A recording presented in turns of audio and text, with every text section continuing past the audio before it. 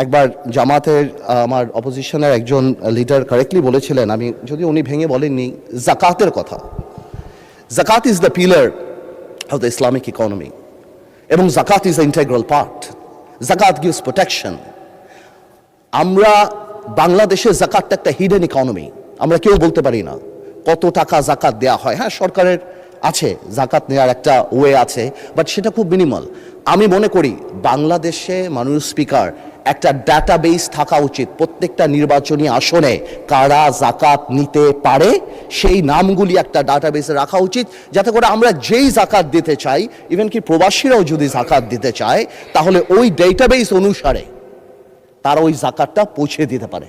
So বেশি হলে কত হবে? 50 লাখ 60 লাখ মানুষ আছে প্রত্যেকটা কনস্টিটুয়েন্সিতে, যদি 20,000 করে আমরা ধরি। কিন্তু এতে কি হবে? উই মাস্ট প্রমোট দ্য জাকাত। যেমন আগেই বললাম, জাকাত আমাদের ইকোনমির অনেক বড় টিঙ্কার, এবং নিশ্চয়ই মানুষ জাকাত দেয়।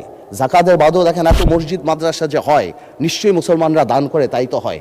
মানুষ জাকাত দিতে চায় কিন্তু পারে না। আপনি নর্মাল ওয়েবসাইট দেখেন না মানুষ speaker, what website sells? It doesn't sell product, it sells convenience. আজকে যদি এরকম ওয়েবসাইট আমাদের থাকে, যেখান থেকে বা অ্যাপ থাকে, যেখান থেকে তাদের কাছে কার্ড থাকে, তাদেরকে আইডেন্টিফাই করতে পারি। অনেক প্রবাসী মানুষ আছে। আমি সব মাননীয় প্রধানমন্ত্রী ইংল্যান্ডে ছিলেন, দেখবেন আমরা ইংল্যান্ডে আপনার টিভিতে দেখতাম 1 ঘন্টার মধ্যে বাংলা চ্যানেল সিলেটে কোনো একটা মসজিদে হাজার হাজার পাউন্ড তারা বের করে ফেলতো। ওয়াই? Because of accessibility.